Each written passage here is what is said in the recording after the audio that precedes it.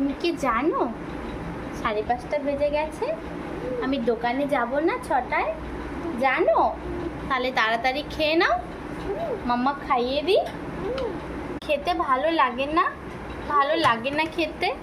তাড়াতাড়ি এসো, জামাটা পাল্টে দেই। তুমি খেয়েছো? এসো এসো এসো। দেখো 6টা বেজে গেছে, আমি কখন হাই গিয়ে ঠাম্মির কাছে তোমাকে নিয়ে আসি। চলো, ঠাম্মি ঘরে এসে দুটো শুরু করে দিয়েছো। টাটা। চললাম দোকানে, একটা লেট হয়ে গেল। আমার দোকান যেতে 10 মিনিটের মতো লাগে। আমি হেঁটেই যাই, হাঁটাটাও হয়, টাকাটাও বাঁচে।